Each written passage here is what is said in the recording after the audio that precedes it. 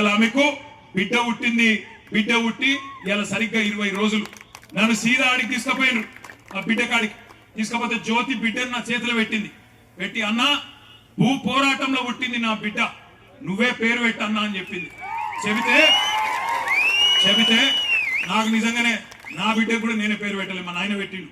కాబట్టి మరి నాకు ఇక మా చెల్లె జ్యోతి అవకాశం ఇచ్చింది కాబట్టి నీ బిడ్డ భూమి పోరాటంలో పుట్టింది, మరి నేను 3 పేర్లు చెప్తా, నీ ఇష్టం ఉన్న పేరు నువ్వే చూసుకో అని చెప్పిన. నేను ఏంటిది అన్నది, వాళ్ళ ఇంటి పేరు పాత్లావతేనా?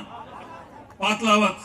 నేనేమన్నా అంటే పాత్లావత్ భూమి, ఒక పేరు భూమి, ఆడపిల్ల కాబట్టి భూమి. రెండవ పేరు ధాత్రి అంటే కూడా భూమే. మూడవ పేరు అవని. మూడిట్లో నీ ఇష్టం అన్న అంటే అన్నదిగా జ్యోతి అన్నది ఆమె భర్త అన్నాడు. ఇద్దరు కూడా ఇద్దరు అన్నారు, ప్రవీణ్ ఇద్దరు అన్నారు, అన్న భూమి బాగున్నది, నా బిడ్డ పేరు పాత్లావత్ భూమి నాయక్, రేపటి నుంచి భూమి నాయక్ అని పిలుస్తా అని చెప్పింది. సంతోషం, గుండె నిండా సంతోషం అనిపించింది. ఎందుకంటే ఇలా ఒక పోరాటంలో చిన్న పాత్ర మాది. నిజానికి పోరాడిందంతా ఇక్కడ కొడంగల్ భూమి పుత్రులు, కొడంగల్ ఆడబిడ్డలు. మీరు కొట్లాడిన కేవలం మేము మీ పక్కన నిలబడ్డం తప్ప మేం చేసింది ఏం లేదు. కానీ మీ ఎమ్మెల్యే ముఖ్యమంత్రి మీ ఓట్లతో గెలిచినోడు, మీకేమన్నా మంచి చేయాల్సినోడు ఏం చేస్తున్నాడు? ఇవాళ 70 మంది మీద కేసులు పెట్టి 40 మందిని 40 రోజులు జైల్లో పెట్టి ఆడబిడ్డలను కోసవుచ్చుకున్నాడు. అందుకే నేను అంటా ఉన్నా, రేవంత్ రెడ్డి గారు మర్చిపోకు, యాది పెట్టుకో.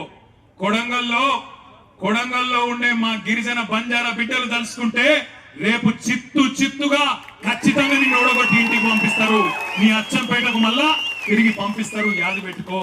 ఒకటి మాత్రం పక్క, ఇవాళ రేవంత్ రెడ్డి మోసం ఒక కొడంగల్లోనే కాదు, మొత్తం రాష్ట్రం అంతా దేశం అంతా తెలిసిపోయింది. నేను హకీంపేట దాటి కిందికి కోస్గిలకు వచ్చే వరకు ఆ గుడి దాకా ఒకటే జనం బ్రహ్మాండమైన స్వాగతం పలికి.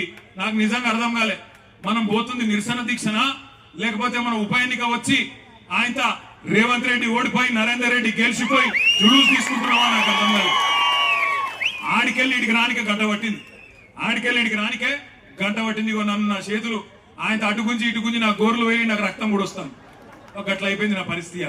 అంటే ఇవాళ ఎట్లున్నదంటే ముఖ్యమంత్రి నియోజకవర్గంలో కూడా ఎప్పుడు ఎన్నిక వస్తుందా, ఎప్పుడు కాంగ్రెస్ పార్టీని బొంద పెడదామా, వీళ్ళ మోసాలకు బుద్ధి చెప్పుదామా.